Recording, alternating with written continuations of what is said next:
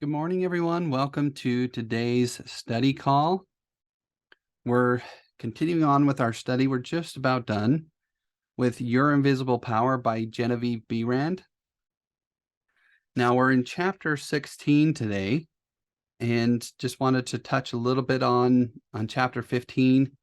Um, it was faith with works, what it has accomplished. So the idea that she's been expressing is that we can't sit back and do nothing and expect for the things that we want to come to us, that faith requires us to actually engage in this process. And then as we engage in this process, we increase that faith. And she shared some stories of an Australian man, an Australian millionaire that was inspired by seeing the vegetation around him and wanted to create a way of irrigating so that he could irrigate more of it. And his first thought wasn't to gain a lot of finances, but it was just to create more beauty around him. And by doing that, he was blessed with wealth. And so oftentimes the wealth, the money, the other extra things come as a result of us just engaging in some kind of activity where we're blessing other people and we're finding fulfillment in that. And so if you can find what it is your purpose, when you can find what that is and you engage in that, you enter into the spirit of that, you'll often find that the money and a lot of these other resources just come along as part of it, as a natural course.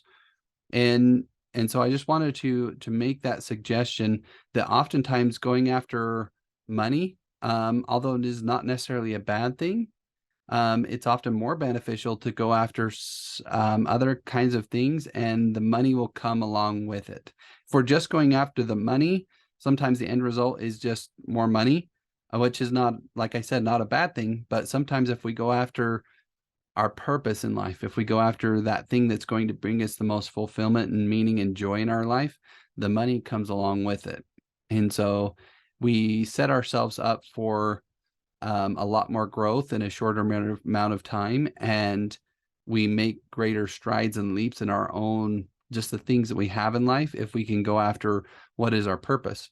Now, if you're at a point in your life and you're thinking, what is my purpose? I don't know what it is. I don't know what to do. Do what that Australian gentleman did, is that look at what's in your life right now, the things that you have control over, and begin to beautify those things. Begin to make them better.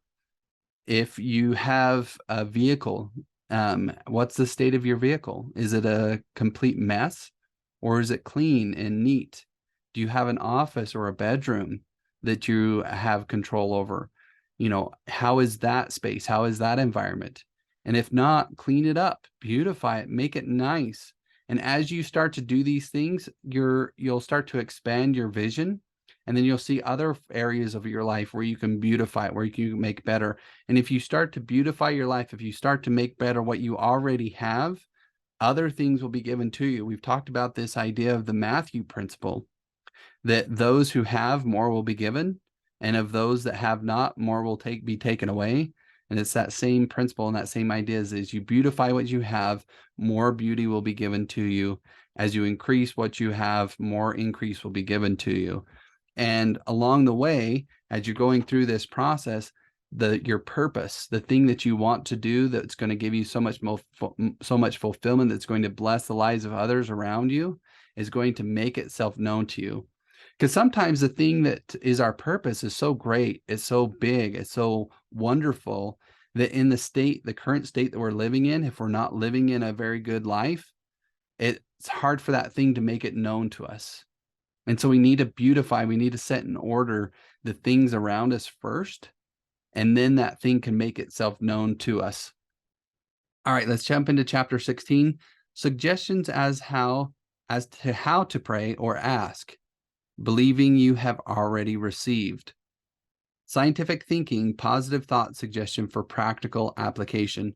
So this is an important idea. And so I hope all of you pay attention as we're going through this. So if you can develop that belief that the things that you ask for are already yours, you can maybe even give gratitude for the things, even though you don't have them in the physical world, you give gratitude as if you already received them, as if they were already yours.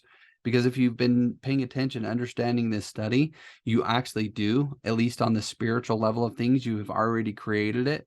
You just need to manifest it out into the physical world. Try through careful, positive, enthusiastic, though not strenuous thought, to realize that the indescribable, invisible substance of life fills all space, that its nature is intelligent, plastic, subjective substance. 5 o'clock in the morning is the best time to go into this sort of meditation.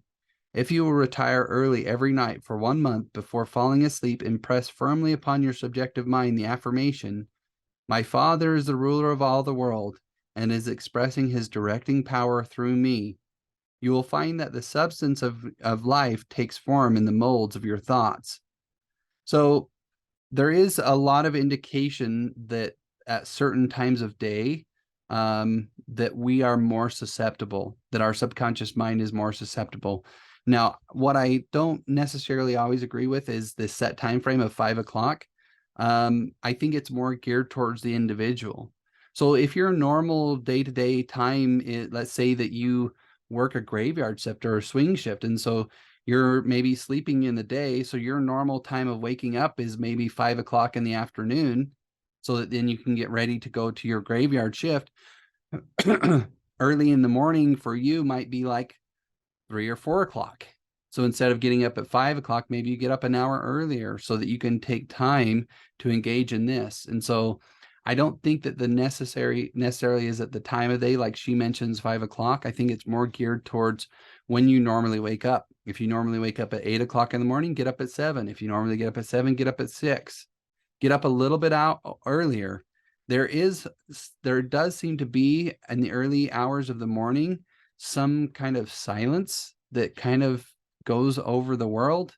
And so that can sometimes be helpful, but I think it can be just as efficacious. Like if your time frame of waking up isn't conducive to that 5 o'clock time frame, maybe you're already up and you're working during 5 o'clock in the morning, but get up just a little bit earlier and apply these principles. But what she's saying here too is that before you retire to bed, hold into your mind these thoughts. And if you can incorporate these beliefs into your mind, then they'll start to take power in your outer world. And remember, we've talked about this idea before that when you first wake up and just as you're retiring to bed, as your mind is going from that alpha beta brainwaves down into the theta and delta as you're falling asleep, your subconscious is more susceptible to these ideas. And so that's why we want to do these things most especially at those times. And it's not that you can't do them during the day, during your waking hours. By all means, if you feel the need and the want to, go ahead and do it. It's not going to hurt to do those things as long as you don't make yourselves anxious, as long as you don't make yourselves worry by doing it at those times and creating anxiety in you. As long as you can do it with faith and with that assurance that what you're asking for is already yours, you can do it as much as you want and it won't harm you. But those times of day when our subconscious is most susceptible are going to be easier for you to get those messages across to your subconscious mind. Do not accept the above suggestion simply because it is given to you. Think it over carefully until the impression is made upon your own subconscious mind understandingly. Rise every morning, as was suggested before, at 5 o'clock. Sit in a quiet room in a straight-back chair and think out the affirmation of the previous evening, and you will realize and be able to put into practice your princely power with the realization, to some extent at least, that your mind really is a center through which all the creative energy and power there is taking form. So we've talked about this idea that for the very beginning step, for you to incorporate and to engage this creative aspect of yourself, you must believe that you have that to begin with, and that there is a spirit, there is a power, there is a substance that permeates and penetrates everything that you're making this impression upon. And until you believe that, all of your workings, all of everything that you're doing isn't going to have as much power. Now, I think that there is going to be some there, but if you're going through and it's like you're going through the motions of these things, but you don't really believe that you have the power to create, you don't believe that there is a substance behind everything, you're going to be working cross currents with yourself, and you're going to be undoing some of what it is that you're doing just by that negative belief or that that unbelief in that these are real things. And so developing those beliefs and developing them more and more and more is going to help you in your creative power. A scientific prayer. The principle underlying scientific prayer. In prayer for a change in condition, physical, mental, or financial for yourself or another, bear in mind that the fundamental necessity for the answer to prayer is the understanding of the scientific statement, ask, believing you have already received, and you shall receive. This is not as difficult as it appears on the surface. Once you realize that everything has its origin in the mind, and that which you seek outwardly you already possess, no one can think a thought in the future. Your thought of a thing constitutes its origin. Now, that's another idea that I think is important for us to understand, is that we can't actually think a thought in the future. We can think of the future. We can't think a thought in the future, and so we must think now. And we can't think in the past because the past has already come and gone. And so the only place for us to act, the only place for us to accept whether we have something or not, is in the here and the now. We can't accept something in the future because the future hasn't come. And so even when the future does come and we finally do get what it is that we are striving for, we still only accept it in the now, even though the now that we're going to be experiencing is in the future. And so accept it in the here and now, instead of waiting for the now of the future to come. And you'll exercise greater faith in this statement, ask believing you have already received, and you shall receive. And you'll make the process even quicker about obtaining the things that you are wanting. Therefore, the thought form of the thing is already yours as soon as you think it. Your steady recognition of this thought possession causes the thought to concentrate, to condense, to project itself, and to assume physical form.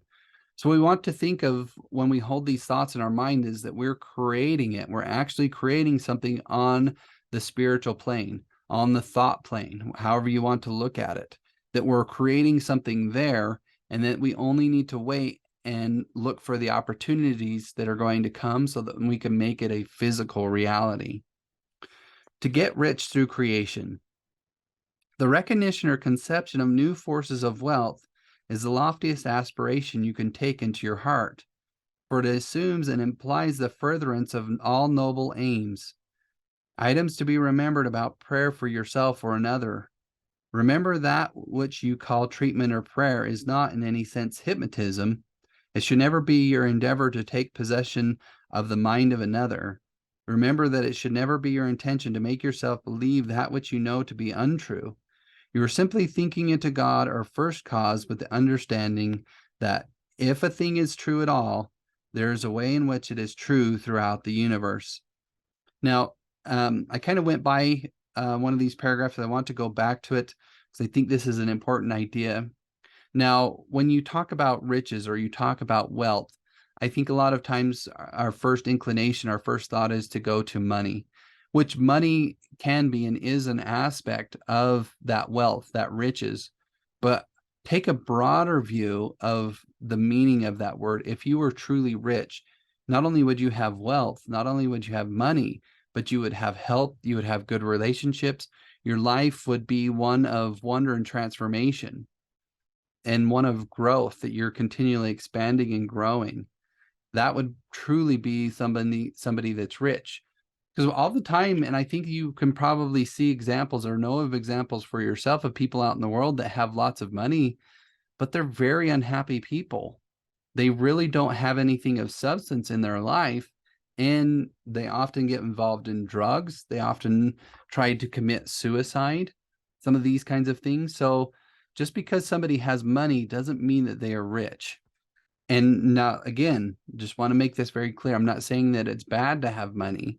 Money is a part of the entire process, because without money, we wouldn't have the means to be able to purchase tools and things for us to use for our own advancement. And we would be in some form of poverty where we're limited in the amount of things that we can do because of the money. But God, being an unlimited being himself, wants to make us unlimited, to where we can do whatever it is that we want, and that money isn't an obstacle for us to be able to do those forms of growth. And so just keep that as a thought in your mind. If a thing is true at all, there is a way in which it is true throughout the universe. Remember that the power of thought works by absolutely scientific principles. These principles are expressed in the language of the statement, as a man thinketh in his heart, so is he. So whatever we can incorporate into our very being, whatever we can incorporate as part of us, that is what we're going to see in our outer world, because our outer world is just a mirror reflection of what we are being on the inside. So if we want to see a change in our outer world, it's actually more effective. I mean, you can go out and you can try to make use of things and better things, and that's part of the process too. But we're going to be more effective in what we do, what we can do by changing ourselves on the inside.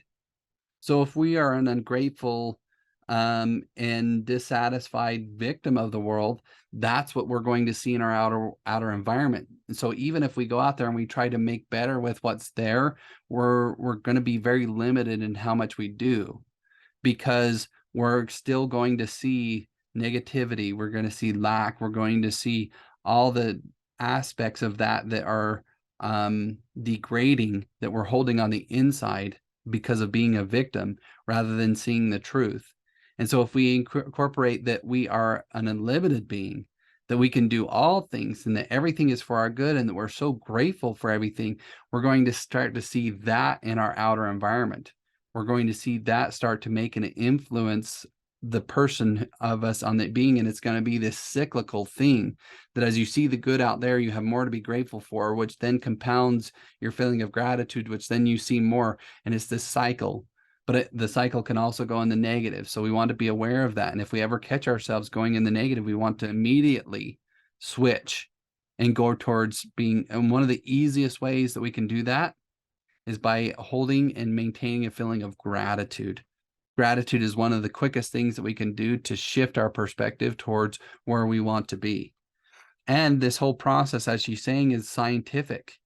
There's not any, it's not like magic in the sense of, abracadabra, and we say something and it, creates a change in our life. But it can be very intentional, where we're creating what we want in our life to be of a benefit and a blessing to us on the inside. So this statement contains a world of wisdom, but man's steady recognition and careful application of the statement itself is required to bring it into practical use. So again, we need to incorporate these beliefs that somebody telling us that this is a scientific process really doesn't have any meaning. Or even if we just have kind of an intellectual idea that, oh, I believe that's true, that doesn't mean anything. We actually need to incorporate it as part of our belief system in here so that we see that mirror reflection of these ideas out in our world. So taking stuff into our heart, making it part of ourselves, is really what we're going for here. Remember that the principles involved in being as we think in our heart are elucidated and revealed by the law, as you sow, you shall reap.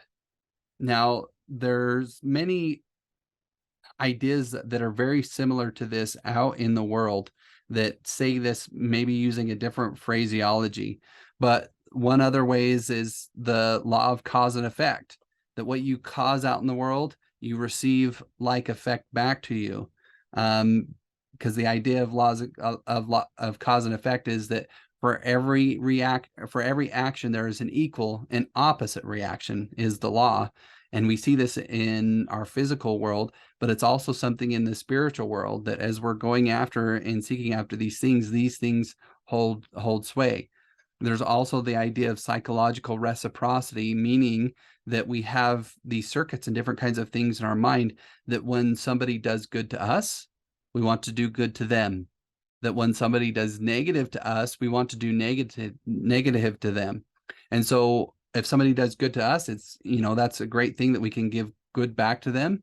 But also we need to school ourselves that if somebody does negative to us, that we can rise above it, so that then we're putting forth good either back towards that person or out after the fact, so that we're not putting out negative that then is just going to continue to come back to us. So these are real laws from the physical world that actually have application in the spiritual world. Remember that your freedom to choose just what you will think, just what thought possession you will affirm and claim constitutes God's gift to you. Now, the animals don't have this, at least as far as we know. They don't have the ability to choose their thoughts. They're operating off of instincts. But we have the ability to choose our thoughts. And because we have the ability to choose our thoughts, we have the ability to create whatever it is that we want in our outer environment. So if you're dissatisfied with the things in your environment, you need to first look, what are my thoughts going on in my mind? What am I holding in my heart? And then change it there. It shows how First Cause has endowed every man with the power and ability to bring into his personal environment whatever he chooses, cause and effect in reference to getting. If you plant an acorn, you get an oak. If you sow a grain of corn, you reap a stalk and many kernels of corn. You always get the manifestation of that which you consciously or unconsciously affirm and claim, habitually declare and expect, or in other words, as you sow. There's the idea from scripture that you can't get bad fruit from a good tree and you can't get good fruit from a bad tree. And that's an actual literal thing that you can see out in husbandry if you know anything about trees, that trees can develop diseases, they can develop, or just be old. There's many things that can happen to the tree, but it can then produce fruit that isn't any good anymore. And at that point, if the fruit from the tree isn't any good anymore, then they chop down the tree. There are some types of trees like olive trees where you can graft in other branches and try to get the new branches from a good source to overtake the trunk and the rest of it to save the tree. Sometimes that works, sometimes it doesn't. And so but in essence, if the roots of the tree, if the foundation of the tree is bad, the fruits of the tree aren't going to be good. And likewise, if the foundation of the tree is good, it's going to bring forth good fruit. And the same with us on a spiritual level. If what we're holding on the inside is a lot of venom, victimhood, and degradation, a lot of lack, we're going to see that in our outer environment. But if we hold feelings of gratitude, ones of faith, ones of abundance, then we're going to see that reflected in the outer world around us. Therefore, sow the seeds of I am, I ought, I can, I will realize, that because you are, you ought, that because you ought, you can, and that because you can, you do. The manifestation of this truth, even in a small degree, gives you the indisputable understanding that dominion is your charter right. You are an heir of First Cause, endowed with all the power he has. God has given you everything. All is yours. And you know that all you have to do is to reach out your mental hand and take it. So we've been talking about this idea that we as a creative center are an offspring, an offshoot, a part or a portion of this larger whole, this one being, this one intelligence that is a creative force as well. And so if we are a part, or if we are a portion of this creative thing, then we have access to everything that has access to. And what we've been talking about is this spirit, this power, this substance, God, whatever you want to call it, universe, that it has access to everything. It permeates and penetrates everything. And so if we are a portion or a part of that, we then have access to everything as well. And so we want to reaffirm that to us. We want to build that belief into us that we have access to all these things. And not only that, but that all of nature, all of God, all of the universe is for our good if we use these things in the right and proper way. This formula may serve as a pattern to shape your own prayer or affirmation into God for the benefit of another or yourself.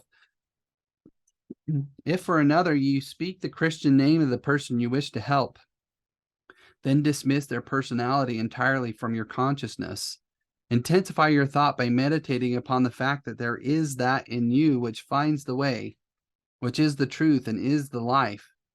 You are affirming this fact, believing that since you are thinking this, it is already yours. All right, so we have just a little bit more left in this chapter to go over. We'll finish it off tomorrow, and then we'll go into and finish off chapter 17. Chapter 17 is just kind of a review. It's called Things to Remember. So it's going to be a little bit of a shorter one there. So We'll finish this book off tomorrow. Tomorrow I will let you know what we're going to go into as a study next. I might do a few lessons. I might go into I have a few other books in mind that I'm thinking about going into, but I'll narrow that down and have that ready for tomorrow so that I can give you a little bit of a heads up. It won't be much of a heads up, so that if you wanted to purchase the book, you can, so that you can follow along with it as we do our study. But we'll end that off there today. Really, a lot of what she's talking about in this chapter is that we need to form the beliefs. We need to form the ideas that she's been going over in this book, these ideas, these concepts, and incorporate them as truths within us. Because if we believe them to be true, then we're going to act accordingly. We're going to believe that they're true. We're going to act as if they're true. And because we act as if we're true, as we believe that they're true, we receive the thing before we've actually received it, or we believe that we give gratitude before. We'll start to see the unfoldment of these things in our outer environment, and we'll start to see miracles happen. We'll start to see the blessings of these kinds of attitudes and beliefs incorporated in here, manifesting themselves in our outer environment. And this has been my own personal experience. And I don't have time on this morning study call, but at a later date, I'll share some of my own personal experiences of applying these principles and having the benefits of them in our outer environment. And so with that, incorporate these things into your mind. Take those times at the beginning of your day and at the end of your day to have that clear vision in your mind of what it is you want, with the uplifted emotion that you have already received it, of what it feels like to already have it. And with that idea, go make yourselves a wonderful day, and we will see you all tomorrow for tomorrow's morning study.